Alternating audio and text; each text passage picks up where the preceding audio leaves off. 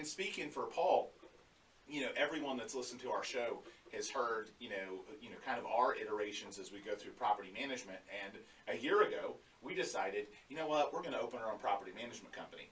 And it's interesting because we've got a great big real estate company and a great big brand, and I think we had this expectation that we could go out and we could do property management just like we could do real estate.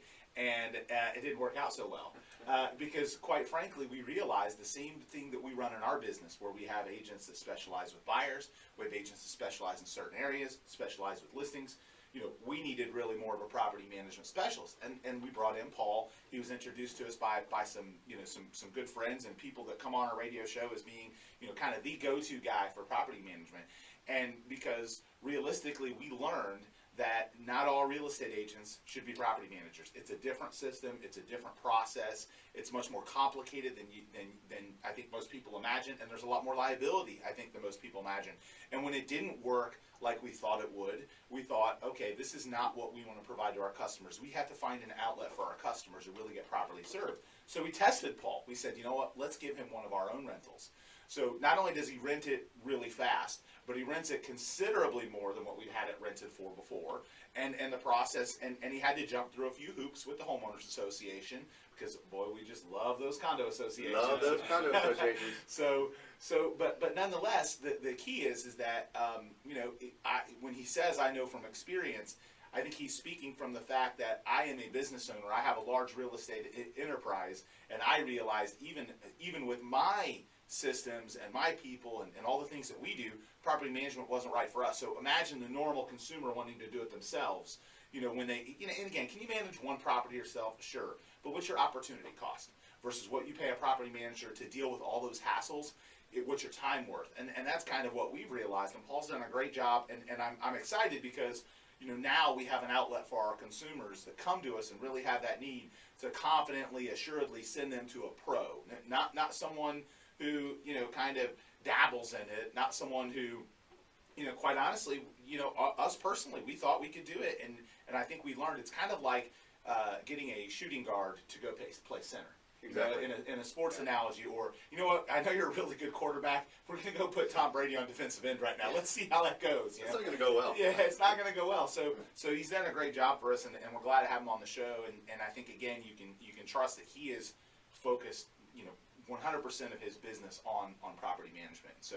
Also, conversely, I'd like to add that, and I know we haven't actually written this in a contract type of thing, but anybody in your team, or really any realtor really, that refers a property management contract to us, that person is probably going to sell at some point in time. And they go right back. And it goes right back to the agent because I don't sell property. Right. If you're a realtor listening to the show right now, and again, you run a business and you get the occasional, hey, I want to rent a house, or hey, I want to rent out my house, I can assuredly tell you that Paul will do awesome, and he will deliver the person right back to you. He doesn't sell. He doesn't compete with you. And I can tell you, I coach real estate agents. RE/MAX pays me to go around the country and coach people about building teams, and I speak at all these different conferences, and repeatedly, I hear over and over again, the liability of stepping into that realm and not right. really, specializing in it. And that was one of the concerns that we had kind of after I got rolling. We're like, no, we need to bring somebody in. Right. But what's interesting is that the time that the average realtor is going to spend going out there and attempting to help someone in property management when it's not something they're great at, it's not something they normally do. Number one, it's time that they're not going to have for their normal clients. Right. It's time that they're not going to have to help a buyer or seller, and they're going to spend a lot more time on it because they don't really know what they're doing. So they're going to have to ask a lot of questions, jump through a lot of hoops. In my opinion, they should refer it directly to you and get them right back on to helping buyers and sellers. Right. And obviously, so if you are a realtor listening to the show and you listen to the show because you like the content, I can tell you Paul will do an awesome job for you on property management. Thank you, Andrew. And let me say also that what we run into as insurance agents is people come to us all the time with this property, and they've gone and they've consulted their attorney prior to bringing it to us, and now they're ready to rent it out. And that attorney isn't necessarily a real estate attorney, and they give them guidance that they think is in their best interest. And we find houses in land trust and LLCs, and they've done all kinds of things. And basically what they're doing is muddying up the water rather than coming and talking to either ourselves or a good property. And that's the tough part. I mean, Manager. it's the same kind of thing that we talk about when specializing, right? When you're talking about specializing. So if you're going to a real estate agent that dabbles in property management, dabbles in selling a condo here and there, and has a job somewhere else, you're probably going to get mediocre. You're going to get dabbler.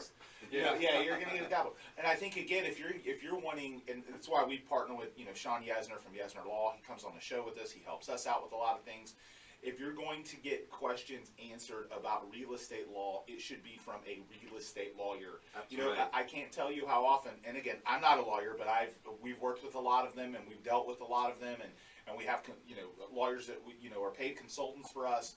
And what I can tell you is, you get a situation where somebody brings in their buddy, or their brother, or their sister, or their mom, that is, a personal injury attorney, or an attorney that doesn't do real estate. It is a whole different animal, and it's just like putting a shooting guard at defensive end.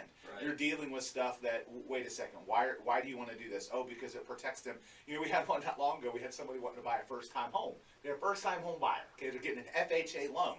And an attorney recommended that they put the property in an LLC to protect them from liability. An attorney from New Jersey, and it's like, no. Look, that I'm telling you, let's get you some advice from a Florida real estate attorney, because that isn't going to work. One, your lender isn't going to sign off on that. You might not get homestead. Yeah, you're not going to get homestead. I mean, like, They just this need to causes get a lots good of problems. insurance policy is what they need. That's it. So.